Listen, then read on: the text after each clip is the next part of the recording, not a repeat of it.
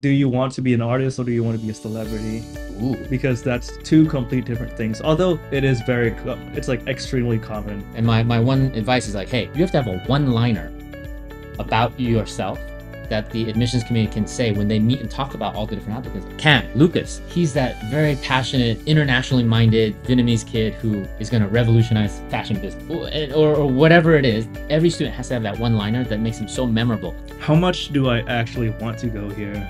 And I just thought about it. I mean, like, if I'm going here, if I know that I'm going here next year, what do I feel like? And then I just thought like, I'll just be very, very, very excited. Hello, xin chào, thầy Tony đây. Chào mừng các bạn đã đến với Chuyện Du Học Podcast được sản xuất bởi chương trình College Campus của Everest Education. Đây là nơi chúng ta cùng chia sẻ câu chuyện và truyền cảm hứng liên quan đến việc du học Mỹ. Và tôi là Tony Ngô, chủ tịch và đồng sáng lập viên của Everest Education. Đây là người dẫn dắt podcast hôm nay. Và đây là mùa thứ 4 của Chuyện Du Học. Và Tony đang rất hào hứng chào đón những khách mời đặc biệt trong mùa này. Họ là ai? Hành trình chinh phục Đại học Mỹ của họ có gì thú vị? Hay họ sẽ chia sẻ những bí quyết gì giúp bạn tối ưu hóa hồ sơ? Hãy cùng Tony khám phá ngay bây giờ nhé. Chuyện Du Học Podcast chắc chắn sẽ giúp bạn nhân đôi sự tự tin khi ứng tuyển Đại học Mỹ. Bạn sẵn sàng chưa? Let's go. Thank you, Lucas, for taking the time to chat with Chuyện Du Học. It's a pleasure and honor for me. 4 years ago, we got to know each other, and it's been quite the journey to see your evolution over the years here. So, really excited to have you. Thank you.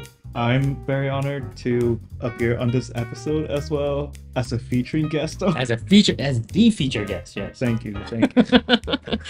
We'll obviously have the bio, but can I ask you to introduce yourself?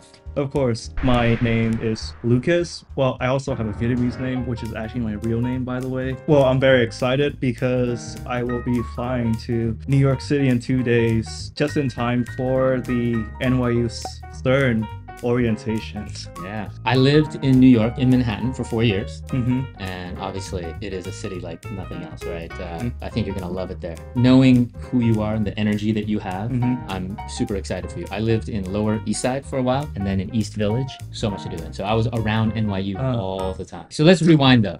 I think your story is so interesting because you are going to Stern, you have a passion both in the arts, specifically fashion and visual arts, but also you've been cultivating this interest in business. But certainly 4 years ago, that was not exactly how everything was, or it was maybe just the seeds of it all.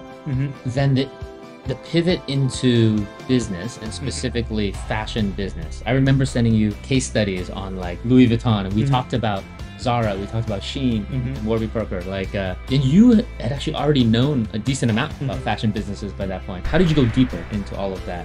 I guess like it has to do with a lot. I just kind of felt like a general curiosity in that direction, and I mean like I didn't even think about it as like a career exploration thing. Yeah. I kind of just like, I mean, I just want to know more about it, so I just started reading and reading. I mean, it's like something that I wanted to do. Yeah. And so I just started like looking up stuff, and there's there's actually like a lot of materials on fashion business startups and what they did, and then like their major like decisions and like differentiation between their competitors. There's a lot of materials already, and so the only thing you really need to do is to actively look for it. So that's what I found though. It's like so many people, not just young adults, but like professionals say like, oh, I'm interested in this and that, but they haven't actually spent the time to go out and find these materials and everything, right? And like, so our job as counselors to you is just to give you that spark. There's no way that we can teach you everything, right? But at this point, you know way more than most of the counselors about it, right? But all we can do is like spark your interest, give you a few things to start your curiosity and see how far you're willing to go. And what I love is that the more we showed you, I kept sending you stuff and you just kept going deeper down the rabbit hole. I guess like one thing to, oh, I want to do this, I want to do that, but you don't really like even care to like look it up. So like, for example, I know a lot of people who say like, I really want to go to business school because I want to go to investment banking. And I was like, are you sure? But high school. But they said yes, and they said yes, and I like, are you sure? Like, do you know what investment banking entails? And then they look it up. It was like, it's 100-hour work week. I didn't know that. I was just saying, like, don't say stuff like, I want to do this, I want to do that. But like, it sounds so sexy. Yeah. Like the thing with careers is that like people, I guess, like recruiters and people try to make it sound like, oh, this is like the next big like job for like this thing. So like the whole entire thing of like the comp sci majors boom, which is kind of bursting, the tech bubble is kind of bursting a little bit right now, but I mean, that's what I'm saying. It's just like, of course you would try to major in something that would probably get you employed, but it doesn't mean that you have to jump on this. Oh, one thing I learned a lot about, I mean, it's like similar to fashion trends. I mean, like it should serve to you as like a guidance of what you want to do, because like, I mean, like some of it, I mean, like it's popular for pretty good for a reason, but it doesn't mean that you should like copy everybody and just try to trump the train. But you should use that information and try to like include it and help yourself. Absolutely. Develop into like an actual individual. For example, so I did go into investment banking. I did 3 years of investment banking come out of college, right? Well, I graduated from Stanford. So I'm surrounded by technology, and I'll be honest, I genuinely love technology and the industry. So going into the technology industry and doing investment banking, we worked with Google, we worked with Facebook when they were startups. That was really, really cool. But I would say most people who went into that did not have that kind of passion. And there's a lot of check the box, I'm doing it because it's like the elite thing that I should be doing, right? There were times that, I definitely felt burned out. I had to do 100-hour weeks all the time, sleeping literally under the desk, right? Or going home, sleeping for 2-3 hours, taking a shower and going straight back to work, right? This is just the nature of the work. But I loved the process. I loved the learning. I did not mind the grind other than feeling exhausted, right? But a lot of people quit after 1 or 2 years and said, I'm done with finance, I'm done with and they felt like it's actually kind of like a waste of time. So I think it's very, very mature of you that you have thought about all of this literally as a high schooler. I'd never heard of investment banking until I got into college. Oh, the right? kids today are very different. Yeah, kids today are much more advanced, I guess. But to be able to have that is a huge sign of your maturity and an advantage. And I hope that students out there, if you're in high school, you're able to have that time to reflect on how to prepare for that kind of career. That is one of the things that I like for the College Compass program. We try to help students explore their career options so that they don't go into college thinking either blindly they're going to do something or having no idea. Right? Like so many parents come to us and say like, oh, my kid has no idea what they want in their career. So I think by exploring and then trying different projects along the way, you challenge yourself to see, okay, those things I thought about that job, are they really aligned to what it's likely to be when I go into it? Tell me about Stern and why are you so excited about NYU? Well, first of all, and let's talk about NYU first. So I really like NYU because it's famous for having no campus, but like NYU tries to like, I guess like portrays it as like a selling point. And for a lot of people, it's a throw off because they want a traditional college experience. But for me, I really like that idea because it feel like I'm being like imprisoned inside of like a campus and I guess like the beta trial of adulthood. I don't know how. Limited supervision. Yeah. It's like I'm in the demo of adulthood, but it feels more like I'm literally living in like a cramped little apartment in Soho, going to work every single day. I guess that's how I would put the experience. And I mean, Manhattan is your campus. Yeah, literally, it's your campus. I mean, then I like it that way. And I also like how NYU has like the biggest international student body percentage wise. And I mean, like being an international student myself, I love globalization. And it's also really fun to consider that NYU also has like a lot of different, like it's good for, I mean, Stern is obviously a stellar business school, but I'm also interested in NYU because of its proximity to like almost like the greatest American city for arts, New York Fashion Week, and then also all like the museum, Broadway, museum, and all like all the best art galleries. So NYU is also obviously famous for Stern on the business side. So, and I think anyone in business is very, very familiar with that. Tisch is also an exceptional, arts program there. minor or take advantage of any of that? Well, I think I'm able to take like some classes at Tisch, but I don't think I'm able to like declare a major or a minor you're not able to at do that. Tisch. But I think I haven't looked into it yet, but I will definitely in the future. But I'm also looking at the philosophy department at NYU recently, and well, surprisingly, NYU actually ranks like I think like the best currently in America for philosophy at the doctorate level. So I just like really interested because like if they were indeed the best one in America, then I would love to definitely take like 1 or 2 classes, and I actually already did register for one. That's awesome. I really regret not taking a bunch of different classes that were outside my major when I was at Stanford. I did not take philosophy. I really regret that. I did not take any design, and I only took like the intro to computer science. And given my interest in a variety of areas, I wish I had done a lot more of that. So that's really cool that you already have that perspective. Well, I think like university, at like college or university, people tend to like try to stick with their major more. It's like the first time where they've been like assigned something, people should think like they should like focus on it. Yeah. But like if you think on like the grand like education ladder, like a college, it's just like where you begin your specialized education in a field. So you are still free to like, I mean, you don't have to like declare another major or a minor even. You just like take a bunch of classes. Just take like an intro class. Yeah. So much opportunity. Yep. That's the beauty of the American education system, I think, is that flexibility that most students don't take advantage of.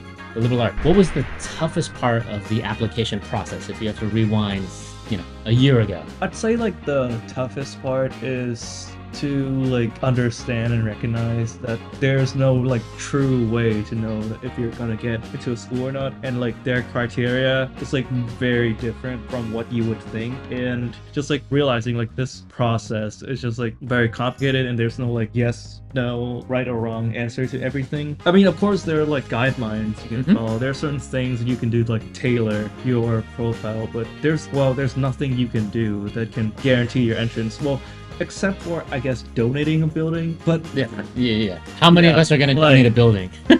Okay, so absolutely, right? I think, the schools love to say that, we are a holistic review process. We look at everything, and it's all a lie. Holistic. What does that mean? Exactly. But it really is that they have to optimize their KPIs. Their key performance indicators for the admissions office is to maximize the number of apps that people submit. So they're going to tell you, hey, we want everybody to apply because we look at everything. If you do a little bit of arts, you do a little bit of athletics, you do a little bit of academic, that's great. There's no minimum GPA, no minimum SAT score. But then behind closed doors, when they get the 10,000 apps, the first thing they do is screen based on minimum GPA and minimum SAT scores and what school you went to, right?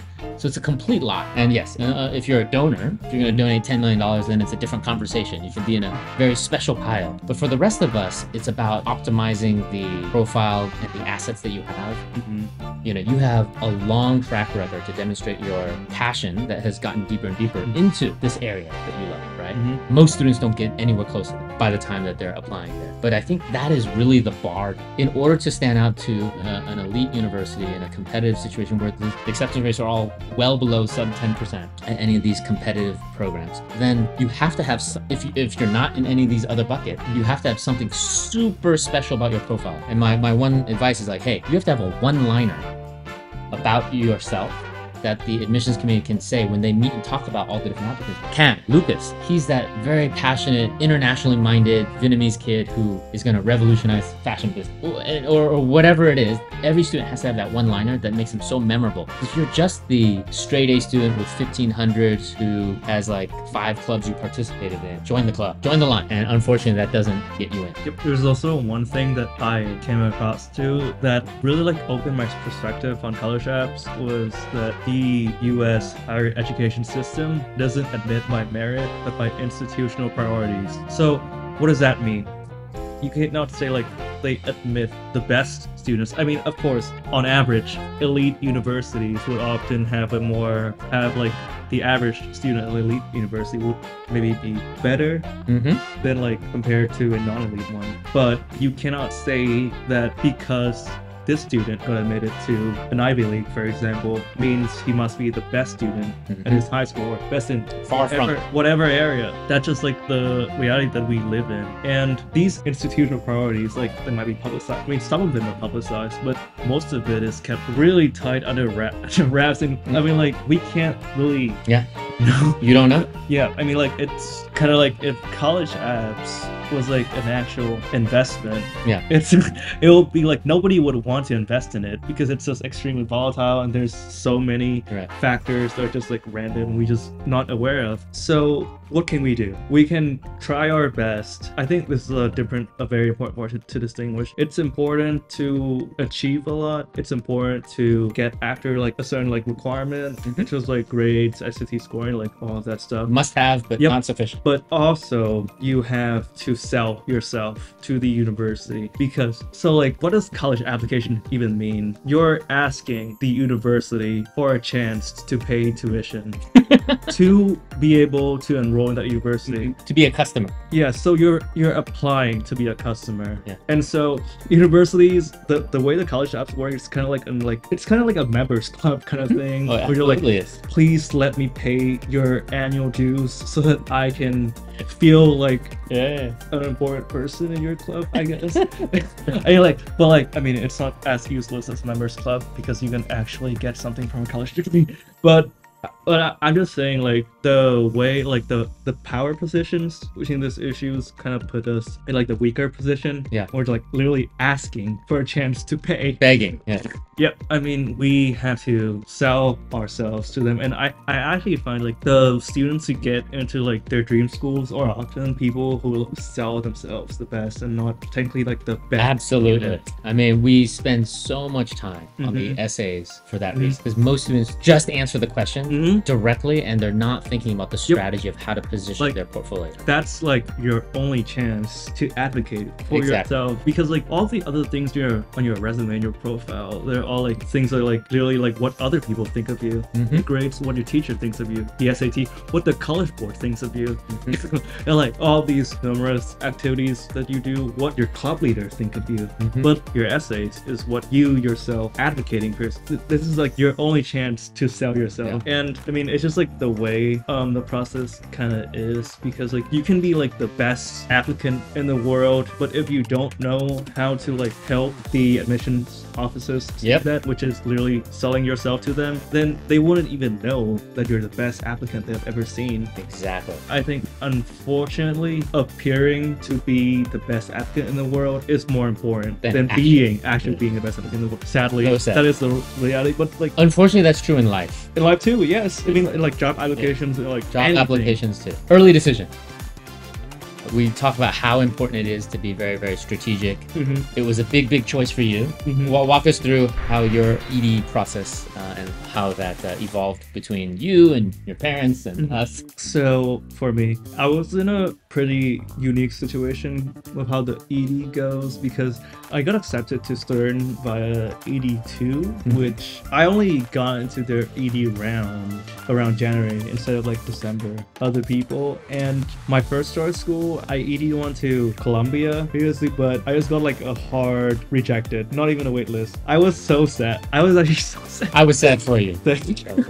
Well, I wasn't like that sad, but I guess like it just shows you like just because I mean, like a rejected from a school just means like they're not gonna give you a seat this year. It doesn't mean like you're like the absolute worst applicant they've ever seen in their lifetime.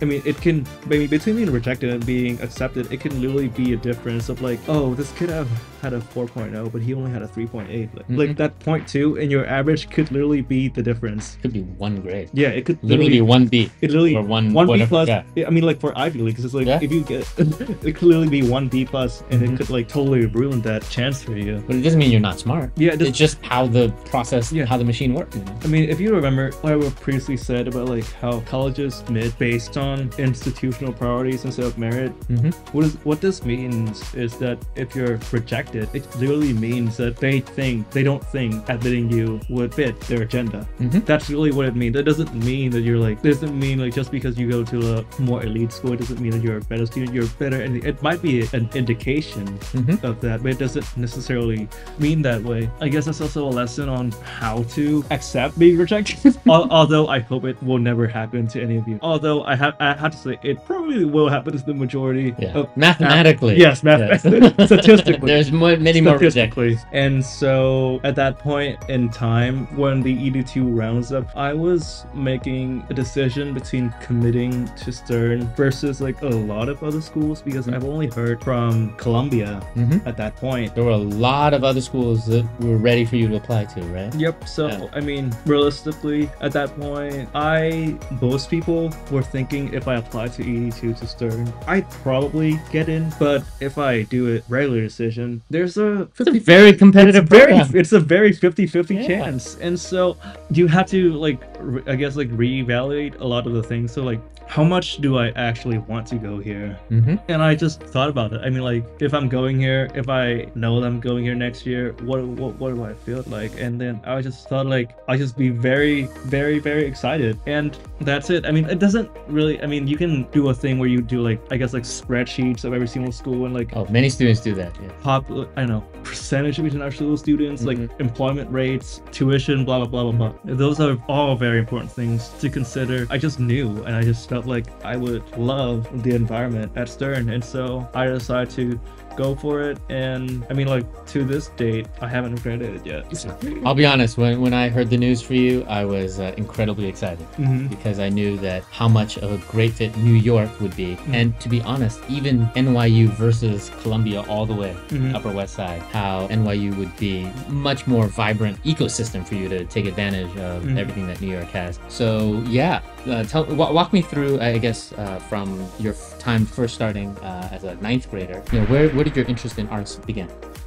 Always had something in me that kind of pushed me towards like artistic side more. So in like an academic space, like a middle school or high school, people usually put things more to classes. So like we have the 3 most like types of things you would do at a school. So like academics, athletics, and arts. A lot of the times, funnily enough, my parents kind of always try to push me on the athletic side because they're just like huge health freaks. So I never really like responded to that. Did you play any very sports well in 9th grade? The only thing that I played at that point was golf. If you would count that as a sport. Game. Well, yeah, that's like my exact stance on it. I think it's a game, but I don't think it's a sport. Yeah. The most close thing I ever got to doing any kind of athletics. Yep. So like school-wise, the only thing else that I kind of did was art. I think like what athletics and arts have in common is that they tend to be something that helps you to regulate and process more feeling type of energy, whereas academics is obviously well intellectual. What I found with art in general is that it's very conducive to people who prefer to think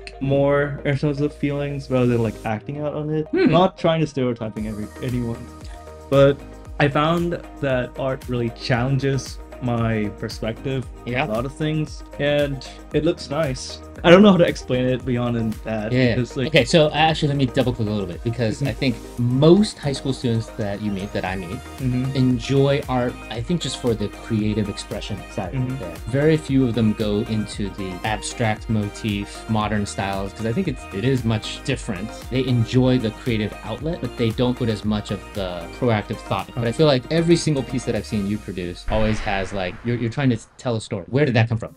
Well, I think like the thing with visual arts is the only requirement for visual arts is to be visual. So most people would like concentrate the most on like techniques and just creativity, trying to make like what looks cool, what they saw in their dreams or like fantasies and all sorts of stuff. And that's what I'd say like most people stop their skill expression at. I think that you can also put some sort of meaning, and it's not to say that like this piece of art exists just to tell the story, but also that I guess because the narrative part of it enhances the visual storytelling in some way, and it helps us to just like see not just visual arts. It doesn't have to be, it is visual, but it doesn't have to be only visual. It can also be auditory. It can also be Tactile. It can introduces like so many more other things. You can view it as more like a three-dimensional object than just like it's visual, but it can be anything that you want it to be. What I love most about art was its freedom to be complex. I suppose it just makes things a lot more interesting when I think they aren't like 2D figuratively. Okay, so at a certain point you are in high school, you're doing more visual arts, and you are finding that you're really appreciating the depth that it has there. I remember actually in your first few months working with art counselors that you then explored what it would be like to be a career as an artist, and then if I remember correctly you came out saying, yeah, I think it's not going to make me enough money, and I'm much more ambitious than that, if I remember correctly. Yes, but like, I mean, you can, that's like the surface level of it. I suppose like artistry, the reason why I said like it wouldn't make enough money was because like if you do it like which I think is like the best way to do it, it wouldn't make you money. So like the artists that often make money, I mean, I would say that they go for more of a commercial way to approach for people, so they make it very, very accessible.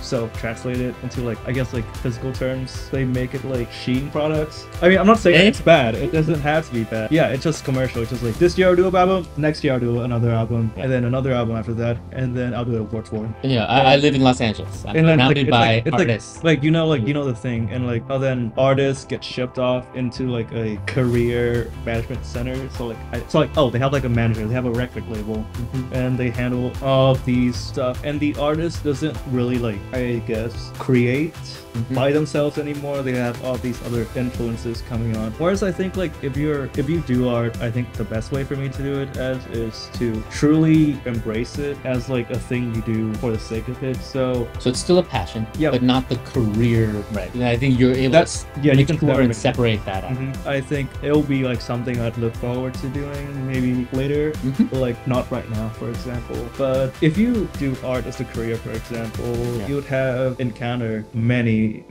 times when you have to sacrifice not only your vision, I guess, but also yourself for the sake of selling. To make money, to get by and pay the bills. What advice would you give if there's a ninth grader who says, I'm really passionate about visual or performing arts now, and curious like whether or not that can be a career? Like, are there any concrete steps that you took that or that we helped you with that to figure out, is that a good career option for you? I think the first thing we have to know is, do art is for yourself or is it for other people? Because I think that's a very common misconception where people tend to like, where people say they want to do art, they want to be a singer, they say they want to do like tours around the world and meet all kinds of people. Do you really love singing or do you love being famous?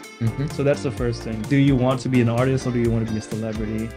Because that's two complete different things. Although it is it's like extremely common for them to merge together. And after that, I think to be able to survive as an artist, not only physically but also mentally, you have to like an extremely intense passion for it. Because it is not a stable career at all.